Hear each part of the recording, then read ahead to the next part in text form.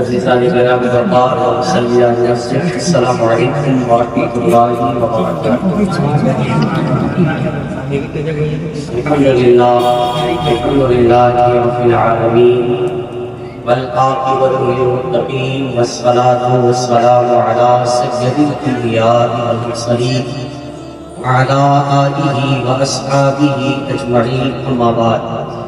اعوذ باللہ من الشیطان الرجیم، بسم اللہ الرحمن الرحیم۔ قد افلح من تزکیٰ،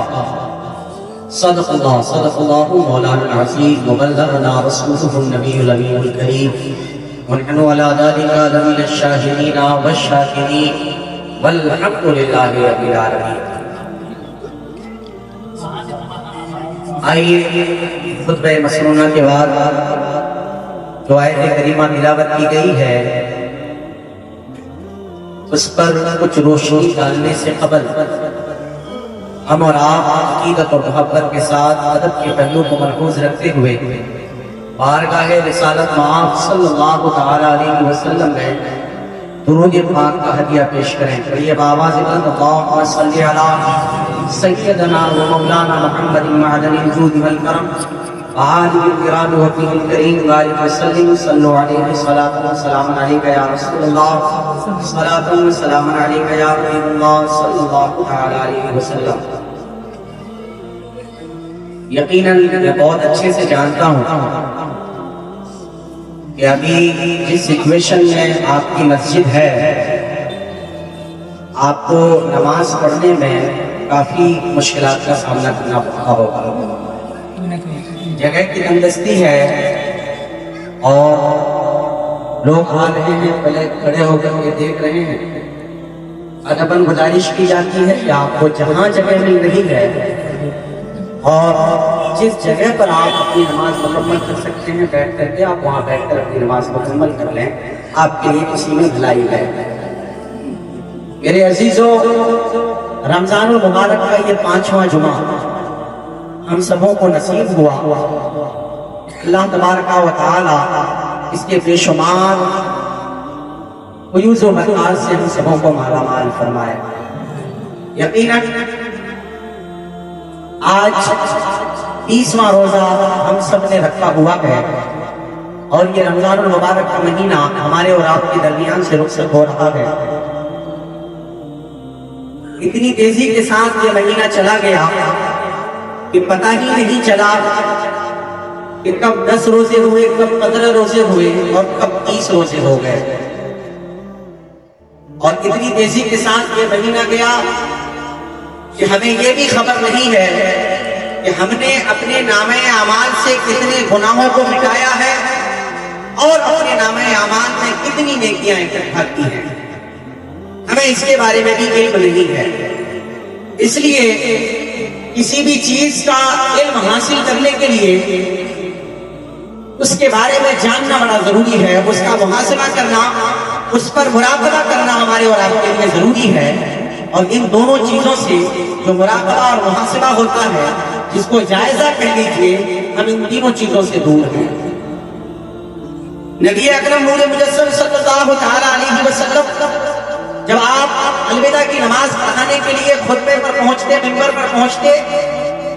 تو آپ اپنی آنکھوں سے آنسو گراتے، آپ روتے، اے میرے غلاموں، یہ مہینہ، یہ پربہار مہینہ، یہ رحمتوں، برکتوں، عنایتوں، سعادتوں والا مہینہ، یہ جو اپنے دامن میں تمام طرح کی نعمتیں لے کر حاضر ہوا تھا، یہ مہینہ ہمارے درمیان سے جا رہا ہے، اس سے بڑھ کر کے ہمارے لیے اور کوئی غم کی بات نہیں ہے۔ رسول کرام وقار صلی اللہ تعالی علیہ وسلم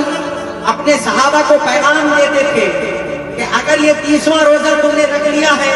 رمضان المبارک کا یہ آخری روزہ آج اگر تم نے رکھا ہے، تو اب تم غور و فکر کرو کہ قرآن مقدس کی جو پہلی آیت کریمہ رمضان المبارک کے تعلق سے آئی ہے، یا ایھا الذین آمنوا کتب علیکم الصیام کما کتب علی الذین من قبلکم لعلکم تتقون، اے ایمان والو، تم پر روزے فرض کیے گئے جیسا کہ تم سے پچھلے پر، تم سے اگلے پر، یعنی تمہارے آنے سے پہلے جو لوگ آئے تھے ان پر روزے فرض ہوئے تھے، اس لیے یہ تاکہ انہیں اتقا کی دولت ملے، پرہیزگاری کی دولت ملے، وہ تقوی شعار بنے. لیکن حقیقت یہ ہے اے میرے غلاموں، آج اس آیت کریمہ کو پڑھو، اس کے ترجمہ کو سمجھو. آج تم نے 30 روزہ رکھا ہے،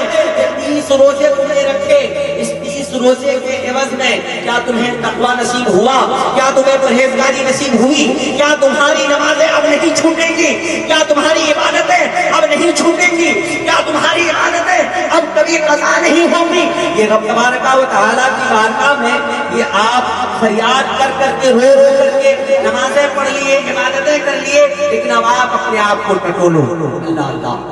اب یہاں بندہ حیران ہو جاتا ہے، اتنا حیران ہو جاتا ہے. حضرت عمر فاروق رضی اللہ تعالیٰ عنہ جیسے لوگ کے پاس اگر پہنچتے ہیں تو ان کی حقیقت یہ ہے کہ آپ رمضان المبارک کے آخری دن میں آپ اتنے مایوس ہیں کہ آپ کسی سے بات کرنا بھی پسند نہیں کر رہے ہیں. آپ کسی سے بات کرنا تک پسند نہیں کر رہے ہیں. اور عید کے دن وہ ایسا معاملہ ہوا کہ جب عید کا دن آیا تو آپ جس کمرے میں رہتے تھے آپ کا دروازہ بند اور اندر سے رونے کی زاروں خروار کی آوازیں آ رہی ہیں. کون ہے جو رو رہا ہے؟ کون ہے جو رو رہا ہے؟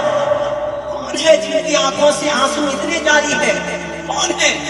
اللہ اللہ اللہ. جب لوگوں نے پتہ لگایا، معلوم کیا اور اس کمرے کے دروازے کو بار بار دستک دیا، تو دستک دینے کے بعد جب دروازہ کھلا تو پتہ چلا کہ اندر کوئی اور نہیں بلکہ امیر المومنین، خلیفۃ المسلمین، امام المجاہدین سیدنا عمر فاروق رضی اللہ تعالیٰ عنہ ہیں، جو تمام مومنوں کے امیر ہیں. اس کے بعد یہ اپنے کمرے میں بیٹھ کر کے آنکھوں سے آنسو گرا رہے ہیں. صحابہ نے پوچھا اے امیر المومنین کیا بات ہے، وجہ کیا ہے، یہ کیوں رو رہے ہیں؟ آپ کی داڑھی مبارک آپ کے آنسو سے بھیگ چکے ہیں، کیا وجہ ہے، روتے کیوں ہیں؟ امیر المومنین، امیر المجاہدین سیدنا عمر فاروق نے کہا اے صحابیوں، اے میرے آقا کے عاشقوں، سنو، ہم نے 30 روزے رکھے، نماز تراویح پڑھی، نماز پنجگانہ ادا کی، عبادت و ریاضت کی، اور ادو وظائف پڑھی، تسبیح و تحلیل کی، تمام طرح کی کوشش کر کے ہم نے عبادتیں کی، لیکن ہم نہیں جانتے کہ ہماری تراویح کی نماز قبول ہوئی ہے یا نہیں ہوئی ہے. ہم نہیں جانتے کہ ہمارے 30 روزے بارگاہ خداوندی میں مقبول ہوئے کہ نہیں ہوئے. ہم نہیں جانتے کہ نماز پنجگانہ میں جو سجدے ہم نے کیے ہیں وہ سجدے بارگاہ خداوندی میں مقبول ہوئے یا نہیں ہوئے. اے میرے آقا کے عاشقوں، آج اسی کا غم ہے، آج رو رہا ہوں. نہ جانے ہمارے لیے عید ہے یا پھر ہمارے لیے وعید ہے. ہمارے لیے عید ہے یا پھر ہمارے لیے وعید ہے. وعید کیوں ہے؟ عید تو خوشی کے معنی میں آتا ہے. وعید کس کے معنی میں آتا ہے؟ کچھ لوگوں نے، کچھ ایمان والوں نے روزہ رکھا، کچھ مسلمان نے روزہ رکھا، اور صرف روزہ اس لیے رکھا کہ ایک فارمیلٹی، ایک منصب پورا کر رہے ہیں. کچھ لوگوں نے روزہ اس لیے رکھا کہ دکھاوا، چہرے پہ خوبصورتی،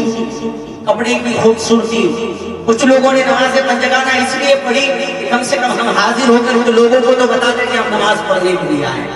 تو جن کے روزے دکھانے کے لیے تھے، جن کی عبادتیں نام و نہاد کے لیے تھی، جنہوں نے سجدے صرف اور صرف لوگوں کے لیے کیے تھے، ان کی سجدے، ان کی عبادتیں بارگاہ خداوندی میں مقبول نہیں. ان کے روزے بارگاہ خداوندی میں مقبول نہیں. رمضان المبارک کا مہینہ تو ملا لیکن اس کا ادب نہیں کیا، اس کا احترام بجا نہیں لایا. پھر آپ اندازہ کریں کہ رمضان المبارک آپ کو معافی دے. رمضان المبارک آپ کے فیور میں نہیں، رمضان المبارک کسی اور کے فیور میں ہے. رمضان المبارک تو اس کے فیور میں ہے جو رب قدیر کو منانے کے لیے، رب قدیر کو راضی کرنے کے لیے نماز پنجگانہ کو اس قدر دلچسپی کے ساتھ ادا کرتا ہے کہ اگر نماز میں کھڑا ہو گیا تو رب مجھے دیکھ رہا ہے اور میں اپنے رب کو دیکھ رہا ہوں. رب مجھے دیکھ رہا ہے اور میں اپنے رب کو دیکھ رہا ہوں. حقیقت یہ ہے کہ آج نمازیں بھی پڑھ رہے ہیں، روزے بھی رکھ رہے ہیں، تو ہو سکتا ہے کہ فارمیلٹی ہے، دکھاوا ہے، تو پھر آپ کی عبادت بارگاہ خداوندی میں قبول نہیں. حضرت عمر فاروق چیخ کر کہہ رہے ہیں اے لوگوں، نمازیں جتنی بھی پڑھی ہو، روزے جتنے بھی پڑھے ہو، ہم نے عبادتیں جتنی بھی کی ہو، لیکن ہمیں اس کا علم نہیں ہے کہ رب قدیر قدیر ہماری عبادتوں کو قبول کر لے گا، ہمیں اس کے بارے میں معلوم نہیں ہے، لیکن ہاں اتنا جانتے ہیں کہ ہم اگر نمازیں پڑھ رہے ہیں، روزے رکھ رہے ہیں، عبادتیں کر رہے ہیں، مولا اس کا کیا اجر دے گا، کیا نہیں دے گا۔ لیکن آج رو رو کر کے اس انعام والے دن میں ہم رب قدیر کی بارگاہ میں فضل مانگ رہے ہیں، رحم مانگ رہے ہیں، ہم اس کی بارگاہ میں مانگ رہے ہیں، اے پروردگار عالم ہمیں اپنی اجرت سے نہ بخشنا، ہمیں اپنے اجر سے نہ بخشنا، ہمارے ثواب سے ہمیں نہ بخشنا، بلکہ تو ہمیں اپنے رحم و کرم سے اور اپنے فضل سے بخشش عطا کرنا۔ یہ پیغام ہے اور جمعۃ الوداع یہ بتاتا ہے کہ رمضان المبارک یہ آپ کے لیے جو آیا یہ مہمان بن کر آپ کے لیے آیا، اور مہمان بن کر آنے کا مطلب یہ ہے کہ اس مبارک مہینے میں آپ کو یہ توفیق ملی تو پھر اس مبارک مہینے کا بھرپور استقبال آپ نے کیا، اور ہم اس کا اختتام کر رہے ہیں۔ تو اس کے اختتام میں جو اسباب مومنوں کو بتایا گیا وہ اسباب کیا ہے؟ وہ اسباب یہ ہے کہ اگر عید کا دن آتا ہے، عید کے دن سے پہلے صدقہ فطر کو ادا کرو، صدقہ فطر جو تمہارے اوپر واجب ہے وہ تم ادا کرو۔ کہا کیوں، کیا وجہ ہے کہ عید الفطر کی نماز سے پہلے ہی ادا کر دی جائے؟ تو بتایا گیا کہ سنو، اس طریقے سے کوئی بندہ فرض نماز ادا کر رہا ہے اور اگر وہ فرض نماز پڑھ رہا ہے تو سنو، اس کے بعد اگر اس نے نفل نماز پڑھی تو فرض میں جو غلطیاں ہو گئی، جو کوتاہیاں ہو گئی، جو سستیاں ہو گئی، اور کسی وجہ سے نماز میں کوئی کراہت، کوئی کمزوری آ گئی اور بندے ناچیز اس کے فوراً بعد نفل نماز پڑھ لے تو رب تبارک و تعالیٰ اس نفل نماز کی برکت سے فرض نمازوں میں ہونے والی کمی کو دور کر دیتا ہے، اور اگر اسے دور کرتا ہے تو فرمایا گیا اسی طریقے سے بندے ناچیز اس بات کو گاڑ باندھ لے کہ عید الفطر کی نماز سے پہلے وہ یہ سمجھ لے کہ اگر اس نے صدقہ فطر کو ادا کر دیا جو اس پر واجب ہے، فیملی کے ہر ممبر پر واجب ہے، اگر اس نے ادا کر دیا تو رمضان مبارک کے انہوں نے 30 روزے رکھے اور روزے رکھنے میں کوئی کوتاہی ہو گئی، کوئی کمی ہو گئی، کوئی مسٹیک ہو گیا تو رب قدیر فرماتا ہے کہ اسی صدقہ فطر کی بدولت ہم اس کے روزے کے تمام کمیوں کو، کوتاہیوں کو اور غلطیوں کو درگزر کروا دیتے ہیں۔ سبحان اللہ، انعام ہے ہمارے لیے، یہ انعام ہے ہمارے لیے۔ رب قدیر نے کون کون سے راستے نہیں ہمارے لیے کھولے ہیں، اور ہم اور آپ آج رب قدیر کے قرآن مقدس کو بھی بھلا بیٹھے ہیں، اور اس کے بعد پھر رب قدیر ہمیں اپنی رحمتوں سے، اپنی عنایتوں سے نوازتا رہتا ہے، لیکن اس کے بعد بھی ہم ایسا سے کمزوری کے شکار نہیں ہوتے ہیں، اس کے بعد بھی ہم ایسا سے کمزوری کے شکار نہیں ہوتے۔ اللہ تبارک و تعالیٰ نے اگر ہمیں اور آپ کو زندگی عطا کی ہے، ہمیں اور آپ کو اگر نعمت کے طور پر یہ سانسیں عطا کی ہے تو اس کی قدر و قیمت کرتے ہوئے ہمیں اور آپ کو زندگی کے مقصد کو نہیں بھولنا ہوگا، زندگی کے مطلب کو نہیں بھولنا ہوگا، اپنا گول، اپنا پیشن، اپنا مقصد پورا ٹھیک ہونا چاہیے اور بتانا چاہیے کہ ہم جس مقصد کے تحت اپنی زندگی گزار رہے ہیں اس میں رب قدیر کو راضی کرنا بھی ہے، اس میں رسول اللہ کا ذکر بھی ہے، اس میں صحابہ کا ذکر بھی ہے، اس میں سیرت مصطفیٰ کو پڑھنا بھی ہے، اس میں سنت مصطفیٰ پر عمل بھی ہے، اس میں شریعت مصطفیٰ کی باریکی پر عمل بھی ہے، اور اس کے بعد دنیا کی ضروریات کو بھی پورا کرنا لازم و ضروری ہے۔ ہمیں اس بات کا علم ہونا چاہیے، لیکن ہم نے اپنے مقصد کو بھلا دیا۔ فرمایا گیا کہ جو بندے رب قدیر کو بھلا دیتا ہے، رب قدیر کے ذکر سے محرومی حاصل کرتا ہے، یاد رکھنا جس نے رب کو یاد نہیں کیا اس بندے کے دل میں رب تبارک و تعالیٰ حبس پیدا کرتا ہے،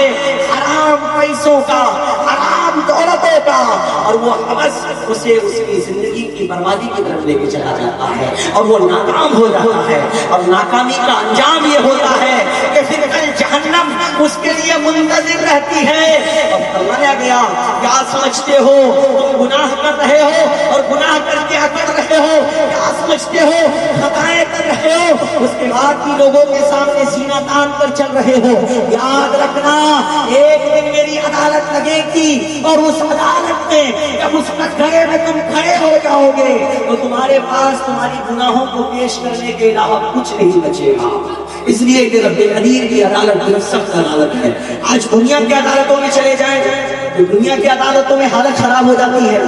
دنیا کی عدالتوں میں کیفیت چینج ہو جاتی ہے۔ تو جب دنیا کی عدالت کا یہ حال ہے کہ کسی انسپکٹر کے سامنے چلا جائے تو اس کے سامنے انسان کی حالت خراب ہو جاتی ہے، اندازہ کرو کہ رب قدیر کی عدالت کے سامنے جب ہم سب پہنچیں گے اور ہماری نمازیں مکمل نہیں ہیں، ہمارے روزے مکمل نہیں ہیں، ہم زکوٰۃ ادا نہیں کر رہے ہیں، ہم صدقہ فطر مکمل نہیں کر رہے ہیں، ہم اسلامی عبادات و تعلیمات پر عمل نہیں کر رہے ہیں، تو پھر اندازہ کریں کہ ہم ناکام ہوں گے کہ کامیاب ہوں گے؟ ہم بہرحال میں ناکام ہوں گے۔ اس لیے ہمارے اور آپ کے لیے ضروری ہے کہ اپنا مقصد نہ بھولیں، بلکہ زندگی کا مقصد یہ بنا لیں کہ رب قدیر کو راضی کرنا ہے، دنیا کی جو حق ہے، دنیا کے جو حقوق ہیں اس کو بھی پورا کرنا بندے مومن کے لیے لازم ہے، لیکن آخرت کو جو حق ہے، آخرت کے جو حقوق ہیں اس کو بھی پورا کرنا ہمارے لیے لازم و ضروری ہے۔ اس لیے کہ رب تبارک و تعالیٰ کے محبوب نے یہ فرمان جاری نہیں کیا، یہ نوٹس اور اپلیکیشن کسی کو نہیں دیا کہ سنو صرف قبر کی تیاری کرنا، سنو صرف آخرت کی فکر کرنا، سنو صرف اور صرف قبرستان کے بارے میں سوچنا، نہیں، بلکہ یہ فرمایا کہ تمہارے دنیا میں جانے کے بعد تمہارے ساتھ اور ساری ضروریات ہوں گی، تمہارے ساتھ تمہارے بیوی کا حق ہوگا، تمہارے ساتھ تمہارے اولادوں کا حق ہوگا، تمہارے ساتھ تمہارے پڑوسیوں کا حق ہوگا، تمہارے ساتھ تمہارے بھائیوں کا حق ہوگا، تمہارے ساتھ تمہارے رشتہ داروں کا حق ہوگا، دوستوں احباب کا حق ہوگا۔ سنو، مکمل طور پر اس کی بھی ادائیگی کرنا اور اس کے ساتھ ساتھ میں رب کریم کی بارگاہ میں بھی سر سجود ہوتے رہنا،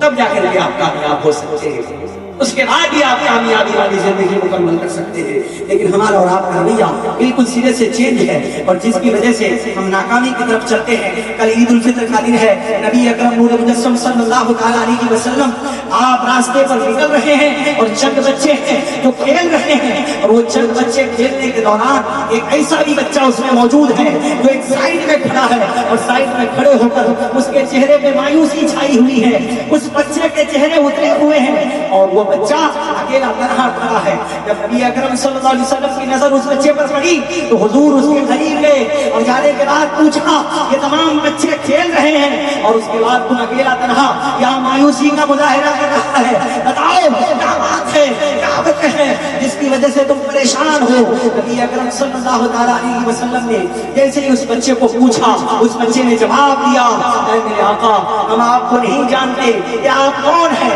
لیکن اگر آپ پوچھ رہے ہیں تو میں عرض کر دیتا ہوں، میرے والد ایک جنگ میں شہید ہوئے، اور اس کے بعد کیفیت یہ ہوئی کہ میری جو ماں تھی وہ دوسری شادی کر لی، اور دوسری شادی کی وجہ سے وہ اپنی زندگی کو مکمل طور پر علیحدہ کر لیا اور ہمیں اکیلے چھوڑ دیا، اور آج میں تنہا تنہا ہوں، کل عید کا دن ہے اور ہمارے پاس کچھ بھی نہیں ہے، بڑے پرانے کپڑے ہیں۔ میں سمجھ رہا ہوں، میں سوچ رہا ہوں کہ یہ تمام بچے کل نئے نئے کپڑے پہنیں گے، یہ تمام بچے کل خوشبوئیں لگائیں گے، یہ تمام بچے کل خشوع اور خضوع کے ساتھ عید کی نماز مکمل کرنے کے لیے جائیں گے، لیکن ہمارے ساتھ کیا ہوگا؟ ہمارے پاس تو نئے کپڑے بھی نہیں ہیں، خوشبو بھی نہیں ہے، ہم کس چیز کو پہن کر کے خوشی کا مظاہرہ کریں گے؟ نبی اکرم نور مجسم صلی اللہ علیہ وسلم آپ رحمت للعالمین بن کر تشریف لائے تو مصطفیٰ جان رحمت نے اس بچے کو اٹھایا ہے، اٹھا اپنے گھر لے کر گئے ہیں، اس بچے کو نہلایا ہے، نیا لباس پہنایا ہے،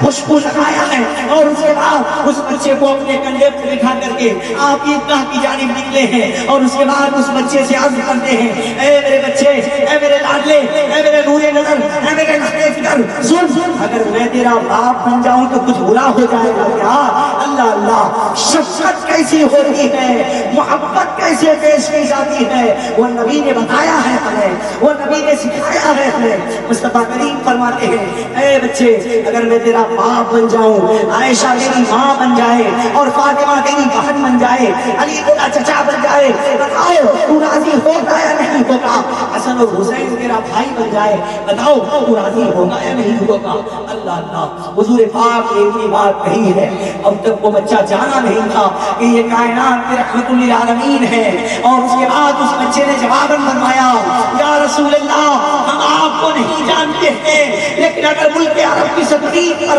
اگر کوئی ہمیں اس طریقے سے اپنے کندھے پر بٹھا کر کے عزت ادا کر رہا ہے، اگر کوئی محبت دے رہا ہے، تو یقیناً یاد رکھیں کہ ہمیں معلوم ہو گیا ہے کہ آپ کوئی اور نہیں بلکہ کائنات کے رحمت للعالمین ہے، جس نے ہمیں سینے سے لگایا ہے، گلے سے لگایا ہے، اور آج ہمیں عید کی نماز محبت کی نماز میں تبدیل کرنے کے لیے لے کر جا رہے ہیں۔ اللہ اللہ مصطفیٰ کریم نے پیغام دیا کہ اگر آج کے دن 20 رمضان المبارک کے دن اگر کوئی غریب ہے،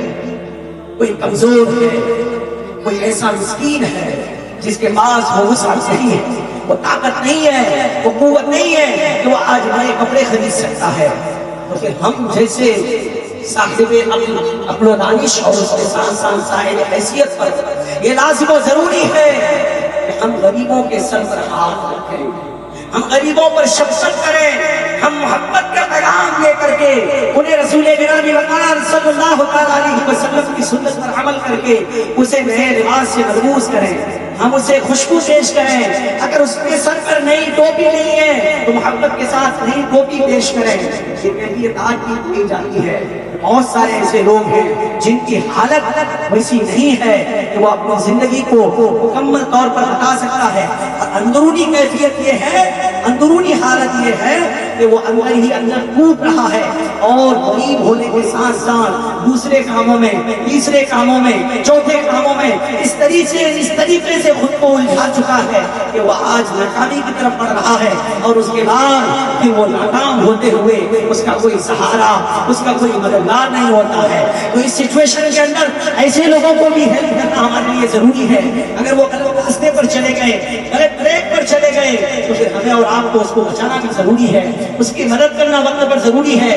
تاکہ نبی کریم صلی اللہ علیہ وسلم کی ہر چھوٹی بڑی سیرت کا پورا حق ادا ہو سکے، اور تاریخ اسلام کے آپ کو ہر دور میں جس طریقے سے ہمارے اسلاف نے، بزرگان دین نے، علماء کرام نے، حفاظ کرام نے، ائمہ مساجد نے اور مقرر عشاء سے جس طریقے سے سبوں کا خیال رکھے، اسلام کے انقلاب کو زندہ رکھا ہے، اسلام کے پرچم کو بلند رکھا ہے، سیرت کو بلند رکھا ہے، تاریخ اسلام کو بلند کیا ہے، اسی طریقے سے ہمارا اور آپ کا نام اس فہرست میں آ جائے گا۔ اس لیے ہمارے اور آپ کے لیے ضروری ہے کہ رب قدیر کی بارگاہ میں دعا کریں، اور آج اپنے روزے کو، اپنی عبادتوں کو کنٹرول کر دیکھیں کہ رب قدیر نے ہماری کتنی عبادتوں کو قبول کیا ہے اور کتنی کو قبول نہیں کیا ہے۔ آج رب قدیر کی بارگاہ میں توبہ و استغفار کریں اور معافی مانگیں، اور اس کے بعد رب قدیر کی بارگاہ میں دعا کریں کہ مولا ہماری عبادتوں کو تیری بارگاہ میں قابل قبول عطا فرما۔ آئیے بڑی تیزی کے ساتھ پڑھیے میرے ساتھ مل کر،